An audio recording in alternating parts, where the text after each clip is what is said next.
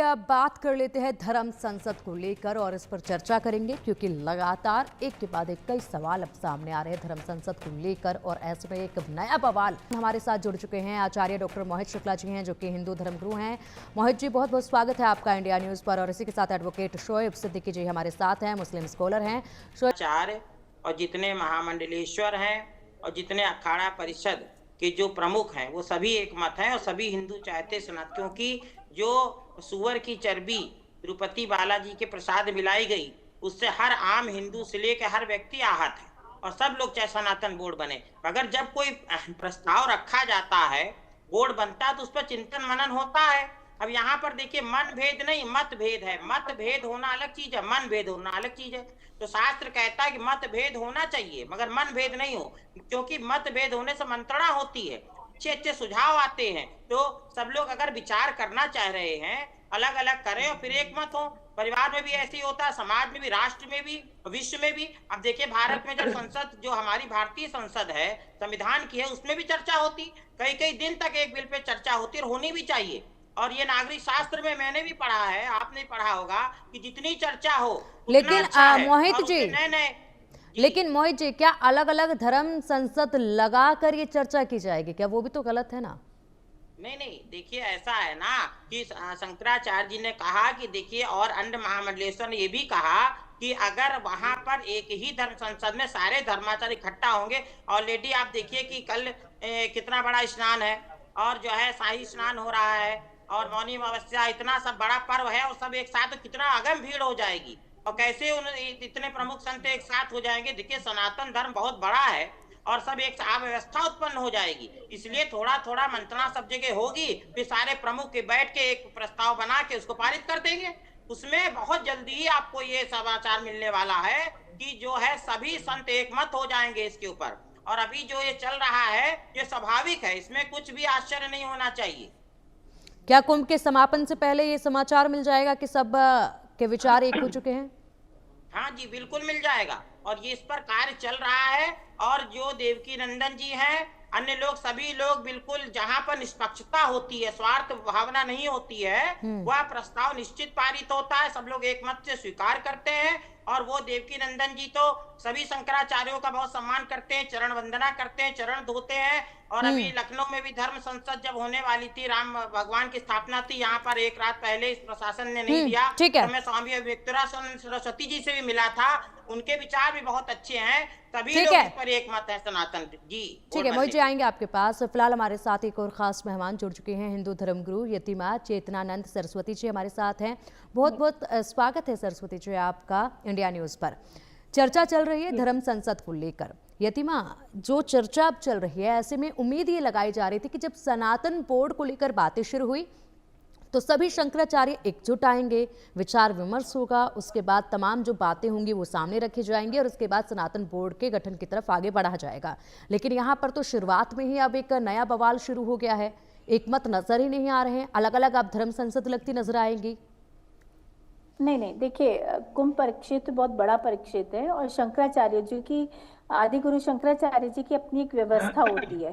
तो जो देवकी नंदन ठाकुर जी की धर्म संसद है उसमें कथावाचकों ने भाग लिया है और एक बड़े स्तर पर उन्होंने इसकी रूपरेखा तैयार की है। ये रूपरेखा शंकराचार्यों के समक्ष रखी जाएगी। उसमें महामंडलेश्वर भी शामिल होंगे, आचार्य महामंडलेश्वर, सभी अखाड़ों के आचार्य महामंडलेश्वर भी सम्मिलित होंगे। और उसके बाद इसका किस प्रारूप में, आंदोलन के स्वरूप में या क्या प्रारूप इसका तय होगा, वो शंकराचार्यों और आचार्य महामंडलेश्वरों की सहमति से ही तय होगा। इसमें कोई ऐसा नहीं है कि किसी ने उनको मतलब बहिष्कार कर दिया है या उनकी धर्म संसद में पहुंचे नहीं है। कल अमित शाह जी वहां थे, आचार्य महामंडलेश्वर, सभी अखाड़ों के आचार्य महामंडलेश्वर अमित शाह जी के साथ थे, क्योंकि उनका एक प्रोटोकॉल था और वो अमित शाह जी। ठीक है यतिमा जी, आएंगे आपके पास। फिलहाल एक बार दिल्ली का में रुक करना होगा और इस चर्चा को सभी के समक्ष देवकी नंदन ठाकुर जी एक सैनिक है। देखिए, उनकी भूमिका एक सैनिक की है, वो अपने बड़ों के सामने उस प्रारूप को रखेंगे और बड़े जिस तरीके से आचार्य महामंडलेश्वर और चारों पीठ के शंकराचार्य जी, पूज्य शंकराचार्य जी जिस तरीके का निर्णय लेंगे, उसी प्रारूप में फिर आंदोलन को आगे बढ़ाया जाएगा। ठीक है, आएंगे आपके पास। शोएब जी हमारे साथ जुड़े हैं। शोएब जी, क्या कुछ कहेंगे? अभी ताज़ा जो हलचल चल रही है, जिस तरीके से सनातन बोर्ड को लेकर चर्चाएं चल रही हैं, उस पर आप क्या कहेंगे? कि मैं अकेला ही चला था जानिबे मंजिल, मगर लोग साथ आते गए और कारवां बनता गया। सनातन बोर्ड चलने की बड़ी बड़ी मीटिंग की जा रही है। अगर आप थोड़ा सा फ्लैट पे जाए मैडम, तो लोग आवाज क्लियर नहीं है इनकी। शोएब जी, आएंगे आपके पास। फिलहाल आपकी आवाज़ जो है वो साफ नहीं आ रही, नेटवर्क इशू कुछ नज़र आ रहा है, और ऐसे में बहुत सारी प्रतिक्रियाएं सामने आ रही हैं। और प्रतिक्रिया जो है वो अखाड़ा, अखिल भारतीय अखाड़ा परिषद अध्यक्ष रविंद्र पुरी जी महाराज के भी सामने आई है। क्या कुछ उनका कहना है वो सुन लेते हैं। हमारे साथ अखाड़ा परिषद के अध्यक्ष रविंद्र पुरी महाराज जी है। महाराज जी, धर्म संसद हुआ, अखाड़े का कोई नजर नहीं आया। आप लोग प्रेस कॉन्फ्रेंस में भी थे, लेकिन उस पूरी धर्म संसद में आप लोग क्यों नहीं थे? बहुत बहुत आशीर्वाद, साधुवाद। आपको ज्ञात होगा, आज हमारे गृह मंत्री जी और हमारे मुख्यमंत्री जी दोनों आज प्रयागराज में आए थे, और हमें कल ही फोन आया था दिल्ली से, महाराज आपको स्नान में रहना है।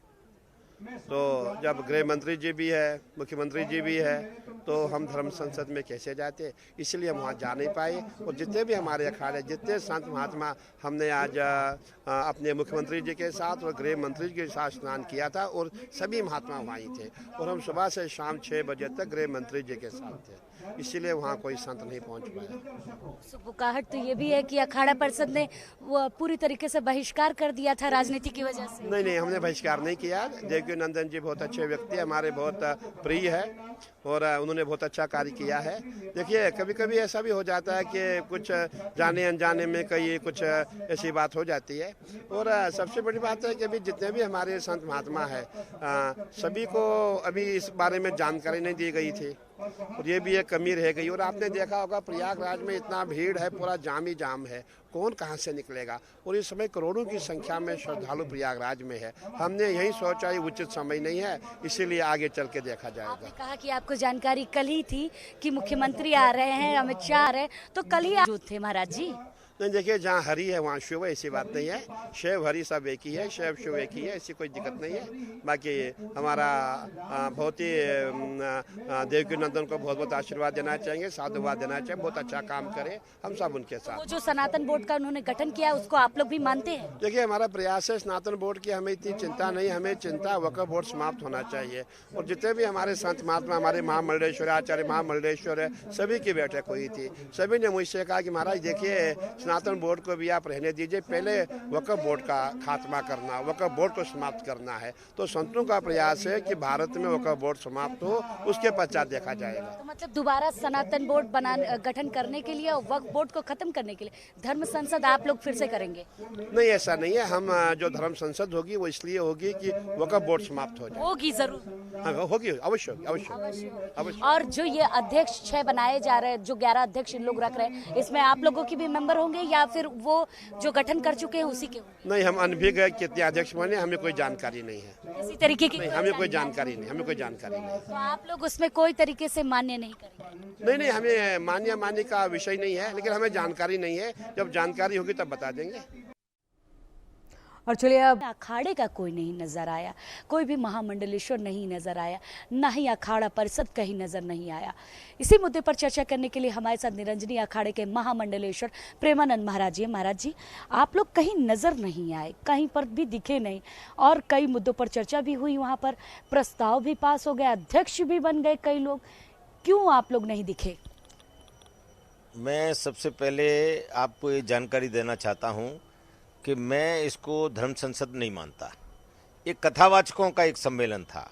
अब कथावाचक बैठ के और अखाड़ों के ऊपर जाकर, और जो प्रतिष्ठित लोग हैं, जो कहना चाहिए जीवनदानी हैं, जिनके कारण आज सनातन संस्कृति का ध्वज पूरे विश्व में फहरा रहा है, ऐसे हमारे अखाड़ा और अखाड़ा परिषद के हमारे अध्यक्ष माननीय रविंद्र पुरी जी भी वहाँ नहीं थे।